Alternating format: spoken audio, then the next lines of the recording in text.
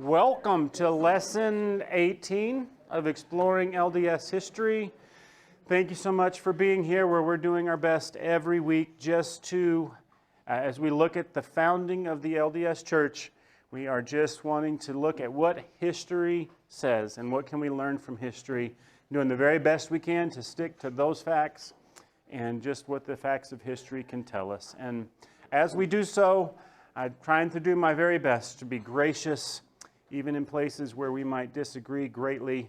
I want to be gracious in doing so and be kind, but at the same time, being honest and being truthful is what matters most, and that's what we're looking for together. And so if you've been with us in recent weeks, you might remember that a couple weeks ago, we left off in early 1831, where Joseph Smith had met a very prominent minister from Ohio named Sidney Rigdon, who had converted to the LDS faith, and his whole community in Kirtland had converted.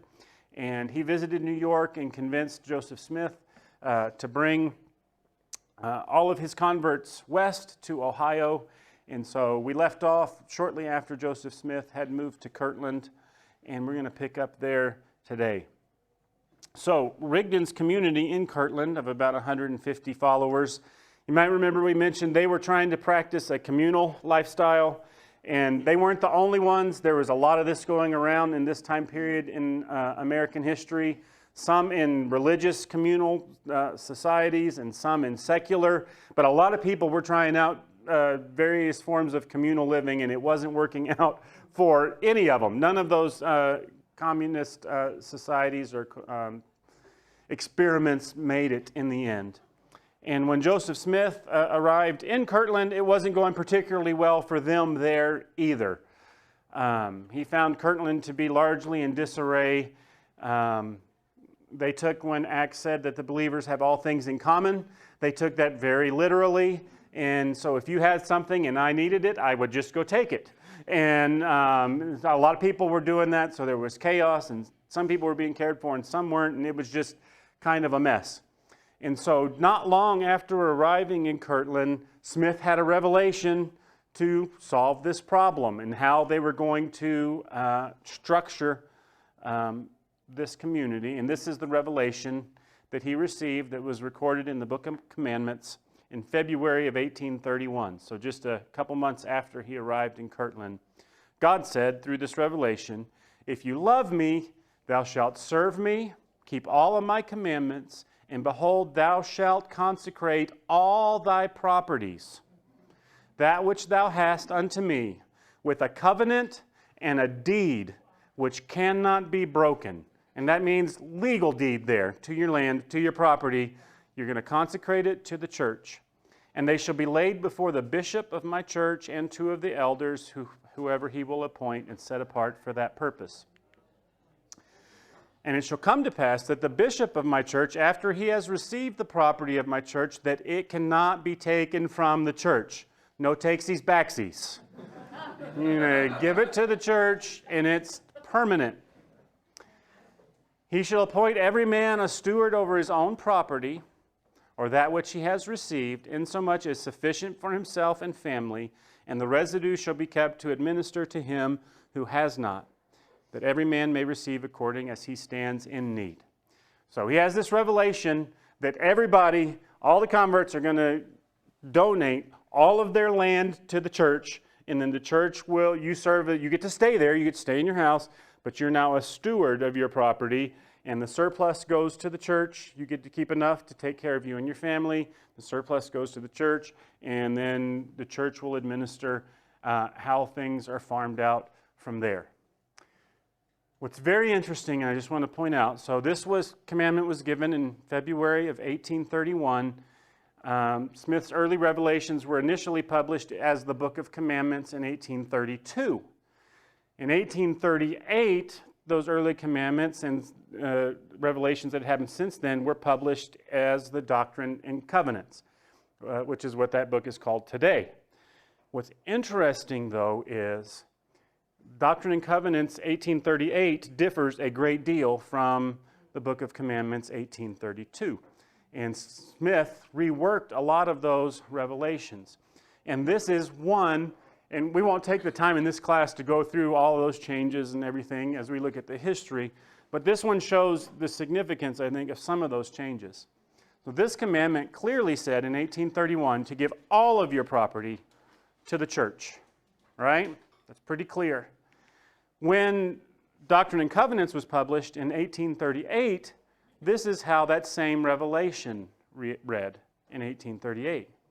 If you love me, you shall serve me and keep all my commandments, and behold, you will remember the poor. And if you go back and read this entire revelation, the whole thing is changed to not about consecrating all your property to the church and the church managing it.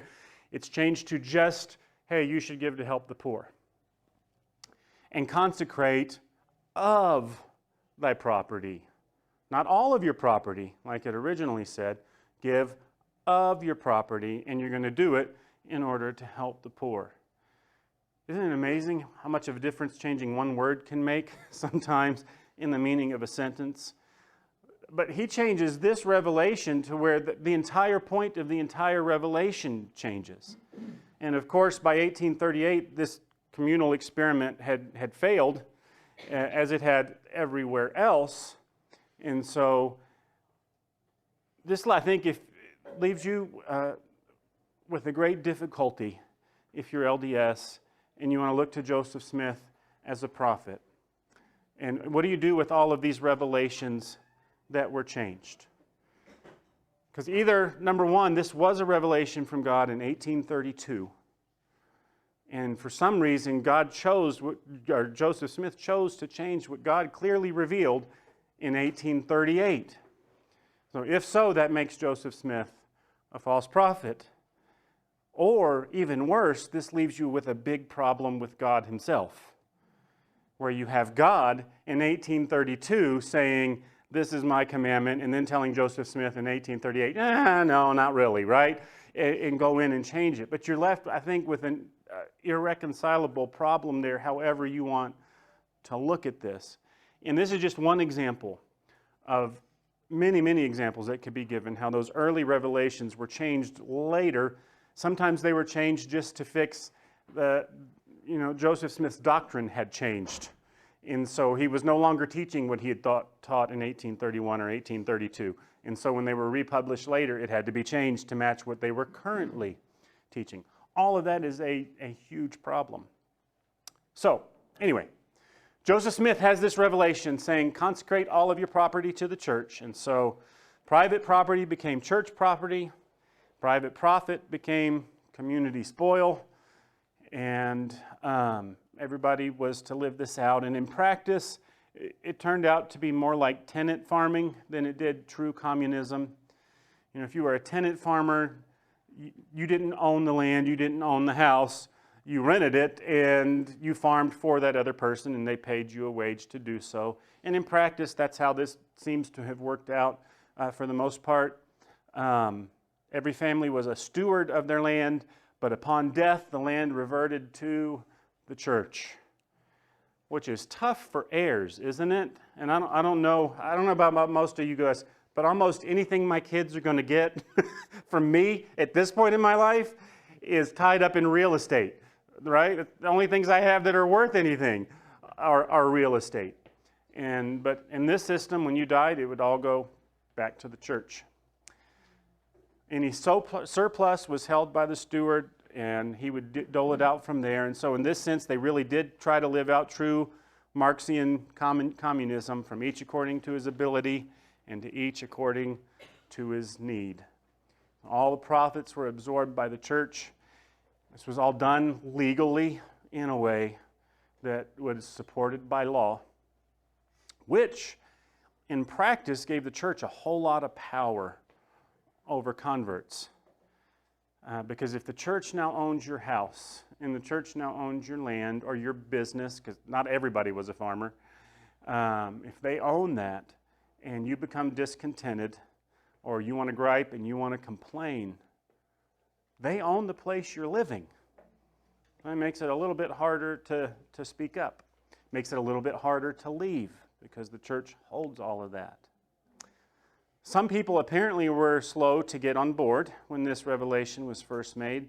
So almost immediately thereafter, still in February of 1831, Smith had another revelation that's in Book of Commandments 44 that says, "It shall come to pass that he that sinneth and repenteth not shall be cast out and shall not receive again that which has been consecrated unto me." So again, you don't get it back, and you better toe the line.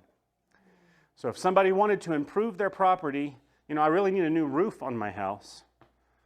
That would have to go through the bishop of the storehouse to approve those improvements. Or if you wanted to add acreage to your land or whatever kind of improvements, those would have to go through the bishop in charge of that. And the person to whom this job initially fell was this man, Edward Partridge, who was appointed the bishop of the storehouse. And historically, it's interesting that he's the first person ever in the Mormon church to hold the title of bishop.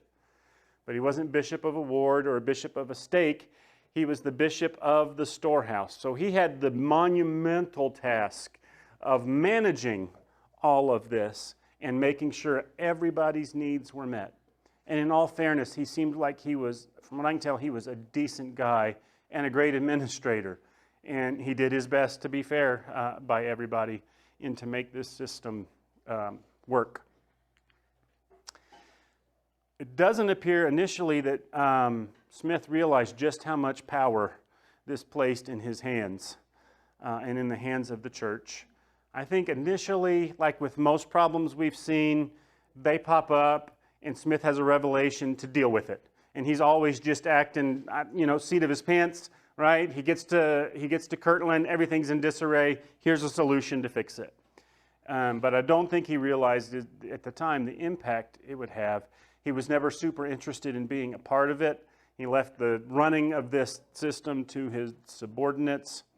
At this period in time, Smith was much more interested in his plans for the New Jerusalem than he was for how he was going to make this communal society work together.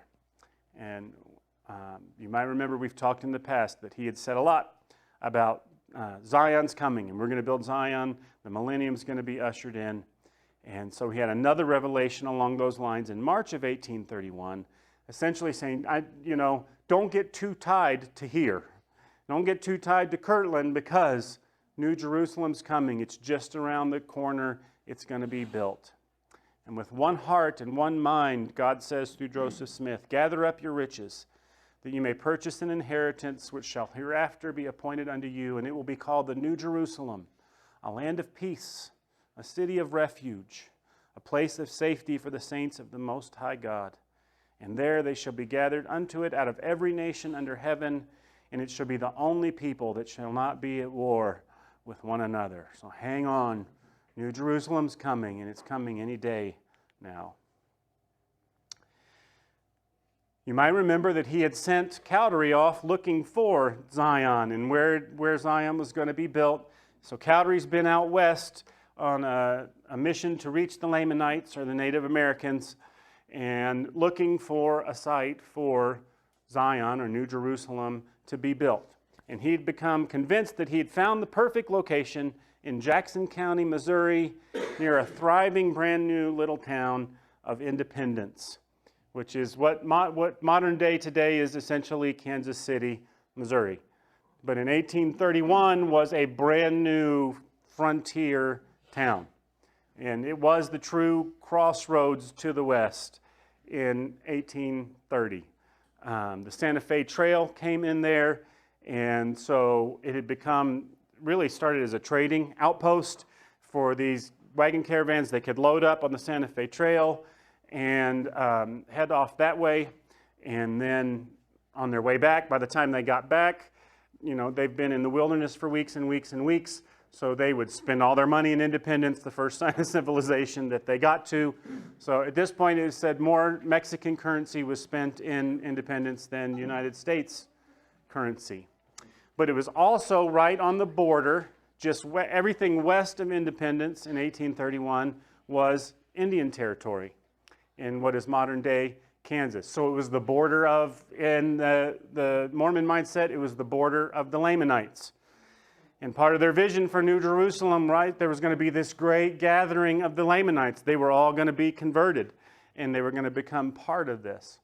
So Cowdery's been there on a mission to reach the Lamanites and scout out the town, and he decides this is the place. At this point in time, like I said, very small community. They didn't have a bank, they had no printing press, no church, but it was almost all commerce. So Cowdery's writing back to Smith saying, I found it, this is the place for Zion, but it appears Smith was at least initially hesitant about this location.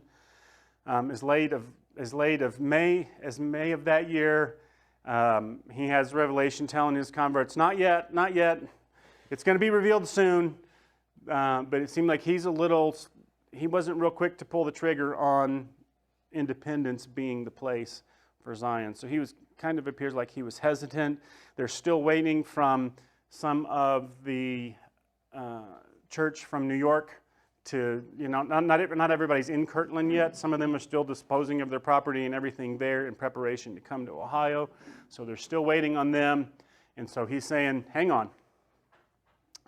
About this same time, a very sad event happened in their life. You might remember when they moved to Kirtland, Emma was pregnant with twins. In April, she gave birth to a twin boy and a girl, and both of them passed away just a few hours after birth. And so they lost their first son after birth, you might recall, and now they've lost twins. But it just so happened that at the same time, the very next day, a friend of theirs named Julia Murdoch also gave birth to twins, but she passed away after childbirth. And that left her husband, a widower who already had 5 kids to take care of by himself. And so Joseph and Emma graciously took those twins in from the Murdochs to raise as their own. So the Smith family's dealing with all of this at the same time. They're getting settled in Kirtland. A big turning point, though, was June of 1831 when the church had their first general conference in Kirtland. So all the elders from all around, everybody is coming in. And this was quite a conference, and it started off with a bang. In his first keynote address, Smith filled everybody in on the location of the lost 10 tribes of Israel. Because remember, this is a restorationist movement, right? And they're going to be part of this ingathering to the New Jerusalem. The lost 10 tribes are coming back. And he said, I know exactly where they are. They're living in a place up by the North Pole. You can't see them right now. There's a mountain range, but they're up there by the North Pole. But the Apostle John, who you remember they believed never died, the Apostle John, he's been dispatched to go and tell them the time has come for them to start gathering to the New Jerusalem. So everybody was really excited to hear this news. That was big news. And the biggest news of the conference was Smith announced the restoration of the Melchizedek priesthood, or the high priesthood. And we didn't talk a lot about it in here, but the Aaronic priesthood had been restored a couple years prior when he said John the Baptist appeared to him and Oliver Cowdery, and they baptized each other, and the Aaronic priesthood was restored. But the higher priesthood above that, the Melchizedek priesthood, he announced had been restored at this conference, and several of the key elders and leaders were all ordained as to the order of the Melchizedek priesthood in this conference. So it started off on a high note. Smith said some people are going to see Jesus within the next 3 days, and another guy jumped up and said, I do see him, Jesus is here, and there's all kinds of crazy stuff going on. But in the middle of that, 2 men were struck deaf and dumb. And Smith realized this is the work of the devil, and he cast the devil from them in their hearing, and their speech came back. And so now everybody's all excited, and apparently Smith got a little excited about his own abilities at that point, because he turned then to a convert who was there who had a crippled hand, and he commanded him to be healed and failed. He wasn't healed. And that's okay, because that man didn't have enough faith. Right? And that's why he wasn't healed, and that's the way it always is with faith healers. So he turned to another old man who was lame in one leg and commanded him to be healed, and he jumped up and tried to walk and fell over. And that's okay, because he didn't have enough faith either. What really brought the conference down was, and I don't think Smith encouraged this, but there was a lot of people in Kirtland at the time who believed New Jerusalem is coming, and everybody's going to be restored. There'll be no sickness, there'll be no death, there'll be no pain, so you shouldn't seek medical attention. And this couple who had had a son who'd been really sick, and they never took him to the doctor, and he had died. They refused to bury him until the conference was held, because they were convinced God was going to raise their son back to life at the conference.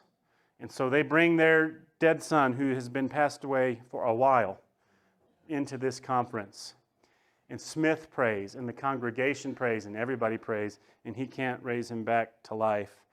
And you couldn't say it was because of this couple's lack of faith, because they believed more than anybody else there.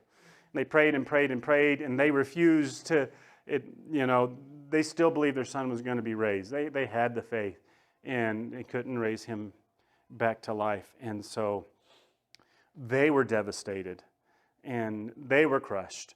And they turned to some of the elders and went, what's going on? You told us not to get medical attention for him.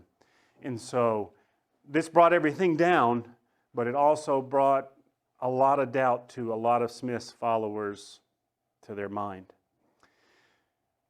At the same time as this conference, another piece of bad news came into Smith. So it started off great. It's not ending so great. A lot of people are having their doubts about him. There was a couple guys who had donated or agreed to sell at like half price 1,000 acres of land for the church to settle all of these people coming from New York, to settle them on. And so at this same time as the conference, they reneged on that. And so that purchase of that land fell through. So you got these people, you're going to be here anytime from New York, and where are we going to settle them? Where are we going to put them? So big crisis on Joseph's hands.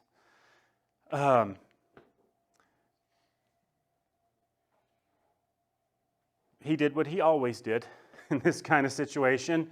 He had a revelation that night. After conference, after this disaster at the conference, he had a revelation the next day saying, it's time to move to Missouri. And this is recorded today in Doctrine and Covenants 52, which he revealed on June 6th of 1831, so at the end of that conference. And this is what God said. I will make known unto you what I will, that ye shall not from this time until the next conference, which shall be held in Missouri, upon the land I will consecrate to my people, which are a remnant of Jacob, and those who are heirs according to the covenant. Wherefore, verily I say unto you, let my servants Joseph Smith Jr. and Sidney Rigdon take their journey as soon as preparations can be made to leave their homes and journey to the land of Missouri. An interesting thing about this particular passage, if you go back and read all of Doctrine and Covenants 52, God gave a lot of other commands to a lot of other people to do a lot of other things. And it's my command that elder so-and-so do this, and elder so-and-so go there, and elder so-and-so go here, and you guys are supposed to go with Smith and Rigdon. So there's this long list of names that God's saying, you do this, you do this, you do this. That didn't go over well. This revelation didn't go over well with everybody. Some were hesitant, but word began to spread. Here's the reason miracles couldn't happen at conference, because we weren't on consecrated ground. If we were on the consecrated ground in Zion, in the New Jerusalem, at the new temple site, then God would be able to do these miracles. But some were reluctant to sell everything or move again and start for the frontier. And when they were hesitant, they were quickly rebutted with another revelation just a few days later on June 15th. That's Doctrine and Covenants 56 today. Hearken, O you people who profess my name, saith the Lord. Behold, mine anger is kindled against the rebellious, and they shall know mine arm and mine indignation in the day of visitation and wrath upon the nations. Behold, I, the Lord, command, and he that will not obey shall be cut off in mine own due time, after I have commanded, and the commandment is broken. So you people better get your act together. So preparations were made to go to Missouri.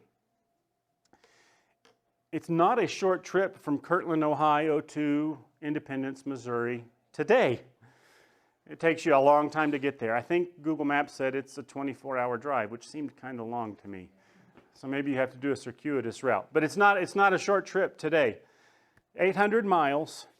At that time, you would have traveled south, taken a river down south of St. Louis, or rode the river up to St. Louis, and then it was a 250-mile walk from St. Louis across Missouri just to get to Independence. So in order to buoy the troops, Joseph told his men he had seen a vision of hundreds of converts awaiting them when they got to Zion. What they actually found when they got to Independence, in their minds, they're coming from Kirtland, Ohio, very settled, nice town, right down the road from Cleveland. They get to Independence, and it is rough and crude. It's thrown together log huts. It's a frontier town, rough, and it was the beginnings of a town. So when they got there, they're all just, this isn't where we want to live. Right? It was just, they were discouraged to see that, but they were more discouraged to find that the only converts there that Cowdery had been able to reach were 3 or 4 female converts. And that was it. And his mission turns out Cowdery was a lot of things, but he wasn't a great missionary. And Smith was a little disappointed in him because he had totally failed in his mission to reach the Indians. He had totally failed to reach the white settlers in the area. So there was no sea of converts when they got there. There was Cowdery and a few women. And so they were all discouraged. Smith, though, could see what his followers couldn't see. And again, he was at least a visionary, if nothing else. He could see this is going to be a really important area, and that this is a major crossroads, and that this area is going to explode and grow. He could see that. But all his followers that had come with him could see was, this is it. And so when the New York colonists arrived not long after him, he settled them in what is now modern-day Kansas City, and they had a dedication ceremony for the future temple that they planned to build there. But again, it was very discouraging for some. And Edward Partridge, he's the bishop of the storehouse, he's the one for overseeing all of this. And when he expressed some concern about the poor quality of the land that had been selected, Smith kind of got back at him saying, you shouldn't be complaining, heaven selected this land.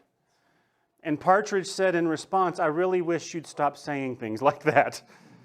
I wish you would stop don't tell us anymore that you know these things by the Spirit when you don't. You told us that Oliver had raised up a large church here, and there is no such thing. Yeah. He was loyal. Partridge he hung in there until his death in his 40s when they were in Nauvoo. But he's having a hard time. And Smith, though, sticks his guns. I know that's what I said, but I can see it. And it will be. It's not here yet, but it's going to be. So he's discouraged. Ezra Booth, who was another early leader, this trip is what convinced him Joseph Smith is not a prophet of God. And he became the first apostate from the church.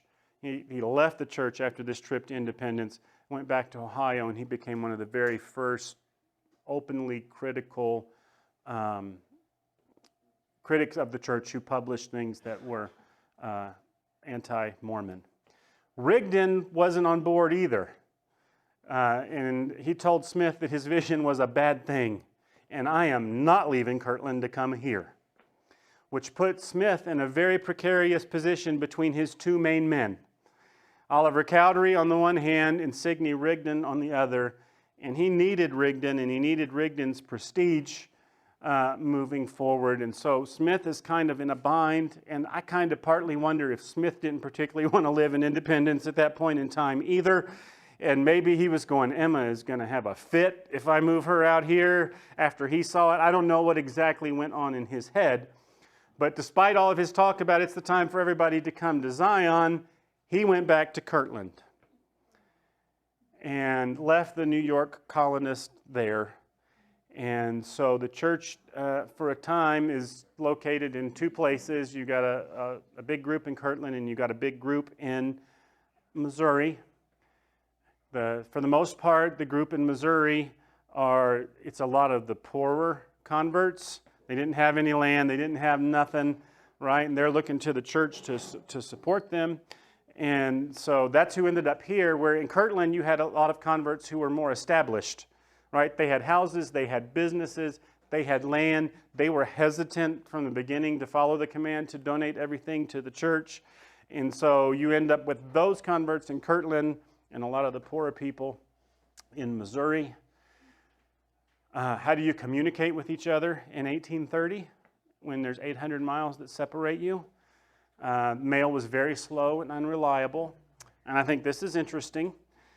They set up a printing press, the Evening and Morning Star, which at this time was the westernmost newspaper being printed in the United States of America in 1831.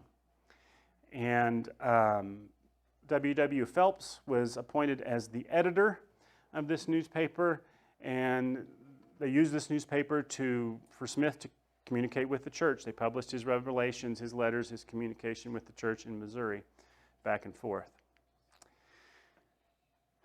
Poor Partridge. Now he's trying to control this united order, this communal lifestyle between Kirtland and Missouri. He's with the group in Missouri. Like I said, from what I can tell, he was great at his job. The group in Missouri, it actually worked fairly well for a time. Most of them, they didn't have anything to start with. And so they flourished under this system. Everybody pitched in. They built houses, they farmed, they shared together. They became a very tight-knit community. So it was working okay in Missouri.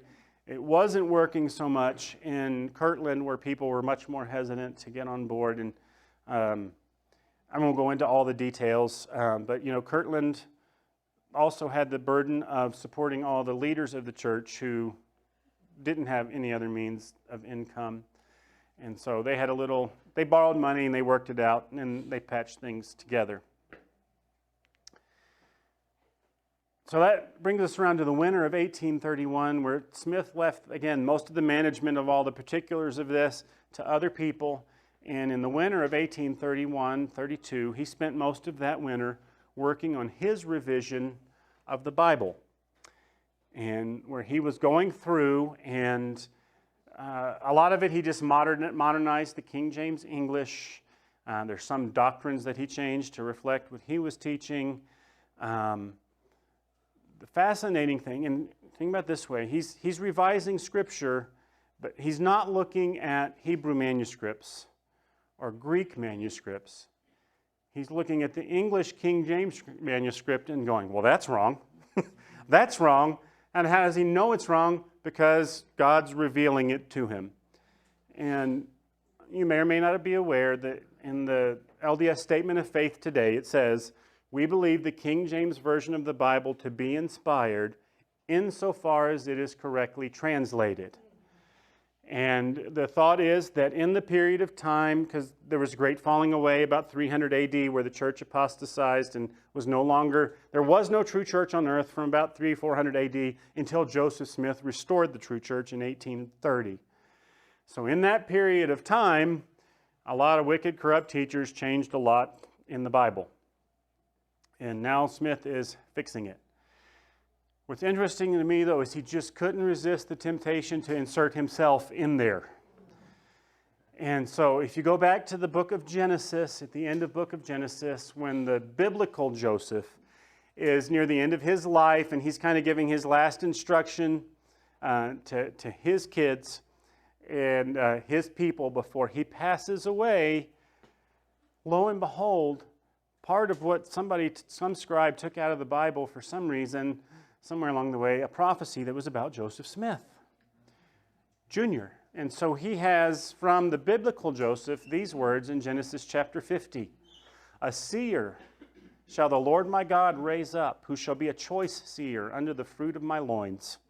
And I will make him great in my eyes, for he shall do my work, and he shall be great like unto him, who I have said I would raise up unto you. And his name shall be called Joseph, and it shall be after the name of his father. In other words, he would be a Joseph Jr. So isn't that interesting that part of the Bible that was lost and that Joseph Smith was the one to restore was part of the Bible that talked about him? And so he worked on that throughout the winter. The church doesn't use Joseph Smith's translation today because he never finished it in his lifetime. It wasn't published until after he died, when his descendants had it published. It is referenced often in the footnotes of the LDS version of the King James English. So if you have a study Bible and you know it has notes, it might have a note saying Joseph Smith translation says this at the bottom. Parts are preserved in their canon in the Pearl of Great Price, the Book of Abraham, the Book of Enoch, which we talked about a couple weeks ago, which were new restored revelations, and part of his translation of Matthew. But the rest, they look to the King James Version today. The reorganized church does recognize, and the Community of Christ today, it used to be the reorganized church, which was a split off after he died. It was the branch of the church that followed Joseph Smith's son. There's still about 220,000 members in that church today.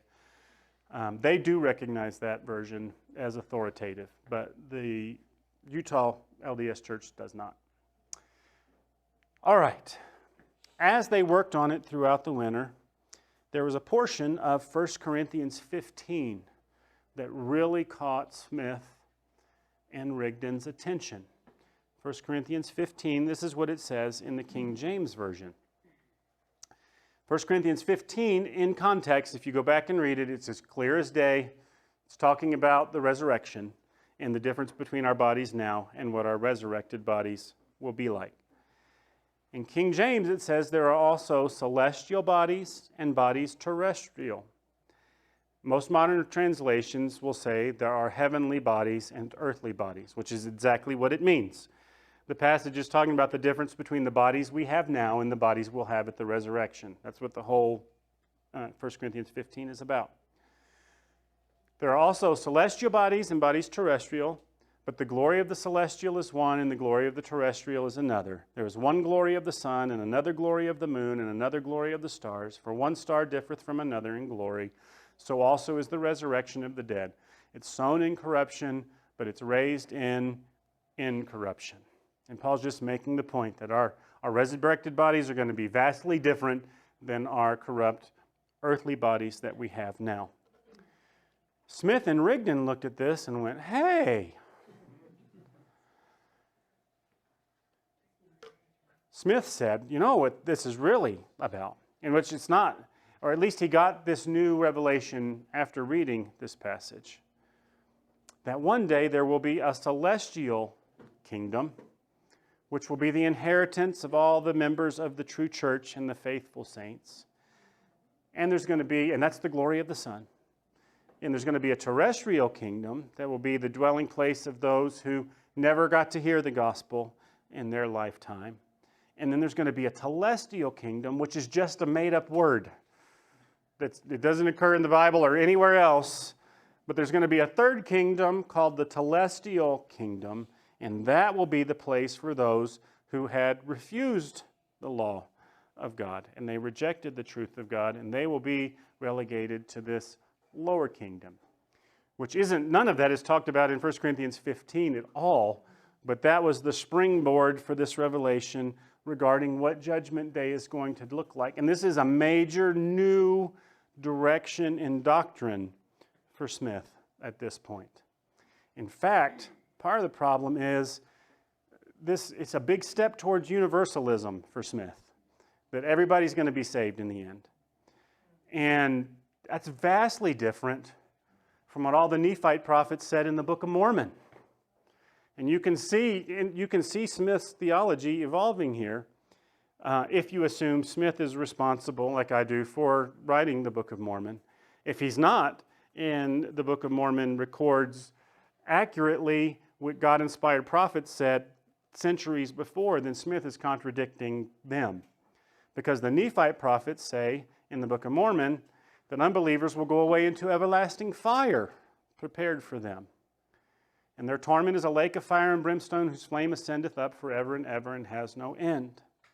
Moroni says in Moroni chapter 8, and this is an interesting passage to me because Moroni is writing about 300, 350 AD. He's the last Mormon prophet. But he's wrestling with issues they were wrestling with in 1830. In Moroni 8, he's wrestling with the big debate of the day is infant baptism legit or not? Should we baptize infants? That's what Moroni is supposedly talking about in 300 AD. And he says in that, wherefore, if little children could not be saved without baptism, these must have gone to an endless hell. Helaman chapter 6 says that he dragged people down to entire destruction and to an everlasting hell. So Smith's taken a big step here towards in this doctrine and theology. It'll continue to evolve over time. But he's taken his first big step here in the direction of universalism. Everybody is saved in the end. There's a few really bad people, the sons of perdition, that, they go into outer darkness. But for the most part, everybody gets to go to one of the three kingdoms. And so you see him taking his first step in that direction with this revelation. And so we see over time, I think you can see clearly from the Book of Mormon to even 1831 now, right? His theology is changing. His doctrine's changing. It's not consistent over time, which is something you have to wrestle with. If you're LDS, you have to wrestle with how you reconcile what the Book of Mormon clearly teaches and what the church clearly teaches today regarding Judgment Day and our fates in eternity, because those things are definitely in conflict with each other. At any rate, the Evening and Morning Star published these new revelations, and I thought this is kind of humorous, that when Smith and Rigdon emerged from the office with this new revelation, Smith appeared as strong as a lion, and Rigdon seemed as weak as water. And Smith, noticing his partner's condition, said, "It's okay, he's not as used to it as I am." In other words, as used to getting revelation from I am. As I'm used to it, but it really whooped Rigdon, this new revelation. So, we're going to hit the pause button right here today because there's something getting ready to happen in Ohio that is going to result in a necessary mass exodus of everybody in the direction of Missouri. And we will pick up our story there next Sunday. But let me pray for us right now, and then if you have any questions, I can hang around for a while.